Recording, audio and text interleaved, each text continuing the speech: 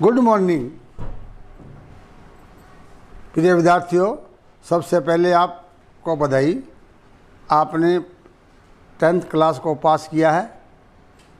कितने % मार्क्स आएंगे ये तो बोर्ड तय करेगा। अभी आपका इस जुलाई के अंत तक रिजल्ट आ जाएगा। तब तक हम ऑनलाइन क्लासेस शुरू कर रहे हैं। 4 सब्जेक्ट यानी 4 फैकल्टीज है। विज्ञान वर्ग, कृषि वर्ग, कला वर्ग और कॉमर्स वर्ग। तो विज्ञान वर्ग में कौन कौन सब्जेक्ट है और उनको पढ़ने से हमें भविष्य में क्या बन सकते हैं, ये कुछ सामान्य बातें। विज्ञान वर्ग में 4 सब्जेक्ट है। गणित और बायोलॉजी, यानी इन दोनों में 1, मैथ और बायोलॉजी में 1, 2 कॉमन है, भौतिक विज्ञान और रसायन विज्ञान। कृषि वर्ग में कृषि विषय, इसके साथ कृषि रसायन और कृषि जीव विज्ञान। तो गणित और विज्ञान यानी कि बायोलॉजी और मैथ है, उसको बोलते हैं नॉन मेडिकल, और बायोलॉजी बोलते हैं मेडिकल। नॉन मेडिकल और मेडिकल में वही विद्यार्थी प्रवेश लेते हैं जो अच्छे मार्क्स आते हैं, यानी ओवरऑल फर्स्ट क्लास से ऊपर नंबर होते हैं, 70 से अबो। वो बच्चे अधिकांश मेडिकल या नॉन मेडिकल में। अब उसमें जो बच्चा मैथमेटिक्स में होशियार है वो लेते हैं नॉन मेडिकल, और जो विज्ञान में होशियार है वो लेते हैं बायोलॉजी। और 60% के आसपास में कुछ बच्चे लेते हैं कृषि विज्ञान, और उसके नीचे के बच्चे जाते हैं आर्ट्स में। अब क्या है, साइंस सब्जेक्ट पढ़ने से क्या होता है, बच्चे में पढ़ने की अभिरुचि उत्पन्न हो जाती है। कई कहते हैं जी साइंस हार्ड है, मुश्किल है। हार्ड कोई चीज़ नहीं होती है।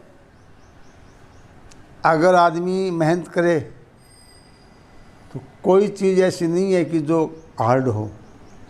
हमने ऐसे बच्चे भी देखे हैं 10वीं में 85% और 12वीं में 45%, 10वीं में 45% और साइंस लेकर 85%। ये क्या है, हमारा पढ़ने का इंटरेस्ट है, हमारी अभिरुचि है। इसलिए ये कह देते हैं नॉन मेडिकल बहुत कठिन है, बहुत हार्ड है, मेडिकल मत लो, आर्ट ले लो, कृषि ले लो। सब्जेक्ट है कोई लें, आर्ट्स ले में, कृषि ले में, कॉमर्स ले में, पढ़ना तो आपको ही पड़ेगा।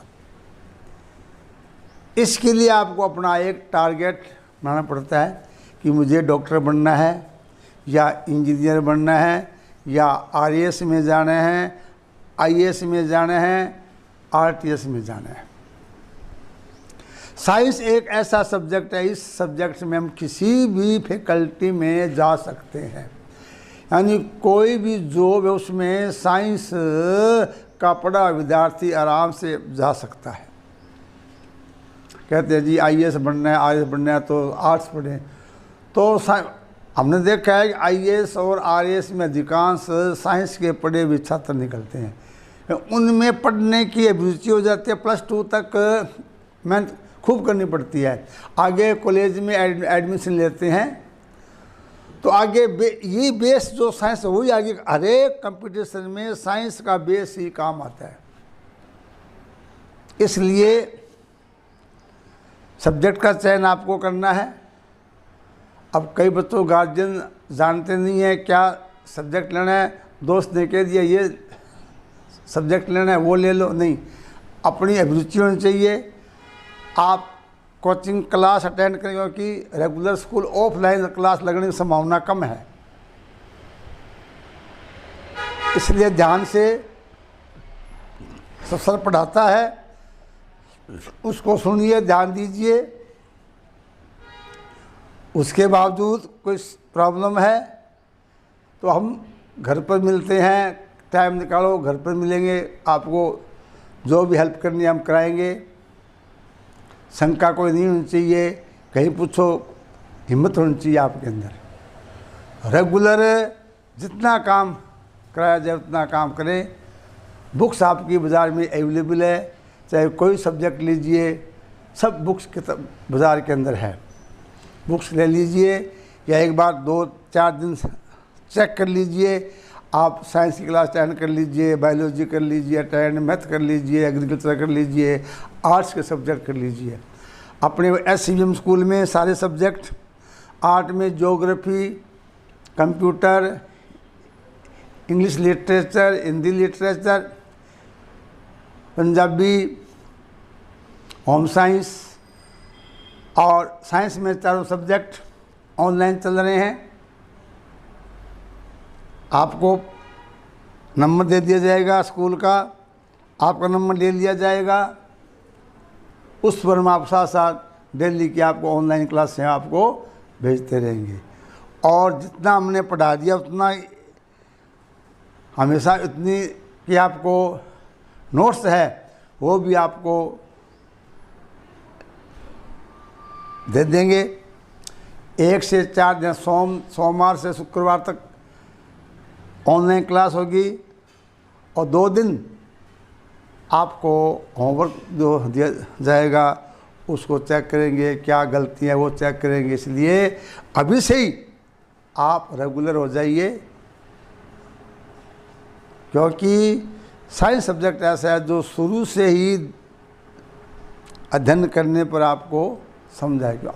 हम क्या आरंभ में सामान्य चीज़ें कराते हैं, आधार उस पर ही आगे चलते हैं। नींव अगर मजबूत है भवन कभी गिरता नहीं। वही बात है साइंस में फिजिक्स, केमिस्ट्री, गणित और बायोलॉजी, इन चारों सब्जेक्ट है, चारों ऑनलाइन क्लासेस है। आप ध्यान सुनिए और सब्जेक्ट का चयन कीजिए। तो पहले हम विज्ञान वर्ग में लेते हैं। तो अब आप क्या है, विज्ञान है, कला है, कृषि है, मतलब क्या है, वास्तविक विज्ञान चीज़ क्या है। तो विज्ञान का मतलब ये है कि प्रकृति का सुव्यवस्थित और कर्मबद्ध ज्ञान ही क्या कहलाता है, विज्ञान कहलाता है। जैसे एक बीज है, बीज को भूमि में डालो, भूमि में क्या उसको अनुकूल कंडीशंस क्या होगी, जल है, खाद है, वायु है, तो उनका क्या होता है, अंकुरण होता है। अंकुरण के बाद में जड़, तना, पत्ती, उसके बाद में पौधा विकसित होता, वृद्धि करता है, पत्तियाँ, फल, फूल लगते हैं। अब इसमें किस प्रकार जल है वो जड़ों से पत्तियों तक पहुंचता है, पत्तियों में जो भोजन बनता है वो कैसे अन्य भागों में आते हैं। ये तो अध्ययन है। ये नाम क्या है, साइंस है। हमारे बॉडी में ले लीजिए, पाचन तंत्र, श्वसन तंत्र, उत्सर्जन, जनन। अब कौन सा तंत्र, इन सबसे तंत्र से हमारा अंग शरीर बनता है। शरीर में अंग कैसे कार्य करते हैं, रुधिर है, अब ये किस प्रकार इसका धमनियों में, शिराओं में, ये सब चीज़ें क्या है, विज्ञान के अंतर्गत आते हैं। अध्ययन करते हैं कि किस प्रकार इनका ये कार्य करते हैं, हम रोगी क्यों होते हैं। अब कोविड-19 कैसे हो रहा है, ये एक वायरस है। और वायरस क्या है, वायरस, जीवाणु, सब चीज़ें आपकी साइंस के अंतर्गत आ जाएगी। इनका सुव्यवस्थित ज्ञान ही वो क्या होता है, विज्ञान है। और विज्ञान में अनेक शाखाएं हैं। आपको क्या पढ़ना है, गणितीय विज्ञान, भौतिक विज्ञान, जीव विज्ञान, रसायन विज्ञान, कृषि विज्ञान, भूगर्भ विज्ञान, अनेक शाखाएं हैं। तो मैं अध्ययन जो करूँगा, आप कराऊँगा रसायन विज्ञान का।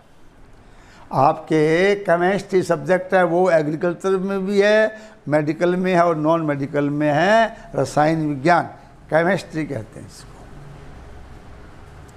रसायन विज्ञान विज्ञान की वह शाखा है जिसके अंतर्गत पदार्थों, द्रव्य, ठोस, द्रव, गैस, तत्व, इनके गुण धर्मों का अध्ययन और इनकी आपस में क्रियाएं और इनके क्या उपयोग है, दैनिक जीवन किस प्रकार जीवन को प्रभावित करते हैं, ये जो अध्ययन है वो क्या है, रसायन विज्ञान है। यानी रसायन विज्ञान हमारे प्रत्येक क्षेत्र में रसायन विज्ञान काम आता है। आप भोजन से ले लीजिए, भोजन में 6 अवयव है, कार्बोहाइड्रेट, प्रोटीन, वसा, विटामिन, खनिज लवण और जल, सारे क्या है, रासायनिक पदार्थ है। अलग अलग तत्वों से मिलकर बने होते हैं। कौन सा क्या काम करता है ये सब आप अध्ययन करते ही हैं। वस्त्र में ले लीजिए, वस्त्र में आप जो भी टेरिलीन, पॉलिस्टर, सूती, ऊनी, रेशमी कपड़े पहनते हैं, सारे क्या है, पदार्थ किससे बने हैं, कोई सेल्यूलोस है, कोई रेशम है, कोई ऊन है, कोई पॉलिस्टर है, कोई टेरिलीन है, नायलॉन है। तो सारे मतलब ये पदार्थ है वो रासायनिक है। वाहन में टायर, अब टायर किससे बने होते हैं, रबड़, रबड़ क्या एक रासायनिक पदार्थ है, इसमें क्या होता है, आइसोप्रीन। और आजकल तो सिंथेटिक रबड़ भी तैयार हो गए हैं, 1,3-ब्यूटाडाइन, सैक्रीन,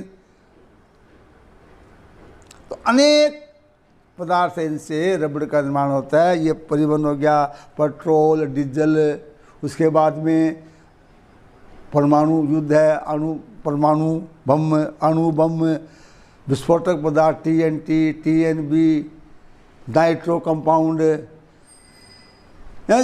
हर एक क्षेत्र में रसायन विज्ञान का उपयोग होता है। हमारा कोई भी ऐसा क्षेत्र नहीं है जो रसायन विज्ञान से वंचित है, और रसायन विज्ञान पर ही हमारा शरीर आधारित है। कुछ भी पदार्थ ले लीजिए वो रसायन विज्ञान का ही एक पार्ट है। हमारा पूरा जीवन रसायन विज्ञान पर निर्भर है। तो ऐसा एक सब्जेक्ट है ये रसायन विज्ञान। वैसे अनेक शाखाएं हैं, आपके पाठ्यक्रम संबंधित 3 शाखाओं का अध्ययन किया जाता है। अकार्बनिक रसायन, कार्बनिक रसायन, भौतिक और जीव रसायन, बायोकेमिस्ट्री बोलते हैं जिसे। अकार्बनिक रसायन में तत्वों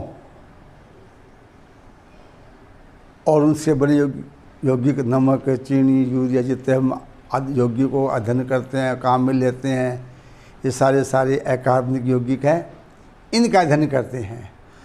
और कार्बनिक अंग्रेजी बोलते हैं ऑर्गेनिक, और ऑर्गेनिक का मतलब होता है ऑर्गेनिज्म, जैव, और जैव मतलब जंतु और पौधे, यानी जंतु और पौधों से संबंधित है। जब प्रारंभ इसकी खोज की गई थी तब उसमें बर्जीलियस ने सिद्धांत दिया था कि जैव शक्ति सिद्धांत दिया था कि सभी कार्बनिक पदार्थों का जो सोर्स है वो जंतु और पौधे ही है। लेकिन बाद में अनेक लाखों करोड़ों यौगिकों का अध्ययन संश्लेषण कर दिया गया। बाद में क्या दी गई परिभाषा कि रसायन विज्ञान की व्यवस्था का, जिसके अंतर्गत कार्बन और हाइड्रोजन से बने यौगिकों, कार्बन और हाइड्रोजन से बने यौगिकों और उनके व्युत्पन्न का अध्ययन कार्बनिक रसायन कहलाता है।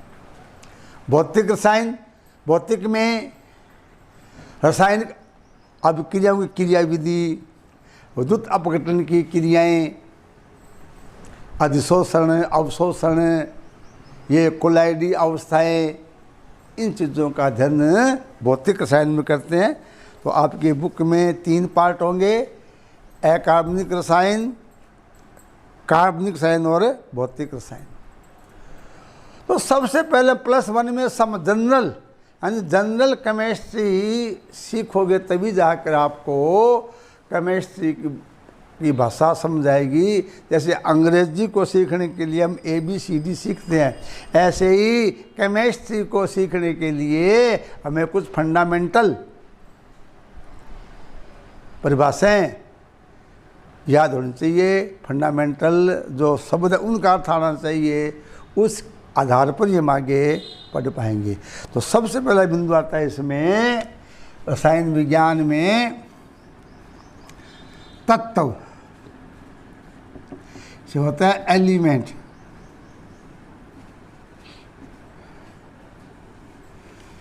जैसे धार्मिक दृष्टि उनके हमारा शरीर है वो 5 तत्वों से मिलकर बना है, शरीर 5 तत्वों से बने हैं। कौन कौन से? पृथ्वी, जल, वायु, आकाश और अग्नि। ऐसी जो पूर्ण भूगर्भ है, ब्रह्मांड है, ये अनेकों तत्वों से मिलकर बना होता है। और अब तक आपने पढ़ा 10वीं में मैंने आपको बताया आपके जो आवर्त सारणी है PT है उससे बताया कि अब तक कुल 118 तत्वों की खोज हो चुकी है। 118 तत्व है। तत्व है क्या? वह पदार्थ जिसके सारे परमाणु एक समान हो उसे क्या बोलते हैं? तत्व। जैसे लोहे का टुकड़ा है, तांबे का टुकड़ा है, सोने का टुकड़ा है। तो आप देखेंगे लोहे में सभी 2 कण किसके होंगे? लोहे के होंगे। और सबसे छोटे कण का नाम क्या दिया गया है? परमाणु। अब परमाणु अणु 200 आगे बार बार आएंगे। एक आएगा परमाणु, एक आएगा अणु। तो परमाणु का मतलब होता है कि यह तत्व से संबंधित है, ये होता है यौगिक। जैसे आत्मा परमात्मा, आत्मा क्या है? परमात्मा एक अंश है। जल की बूंद और समुद्र क्या है?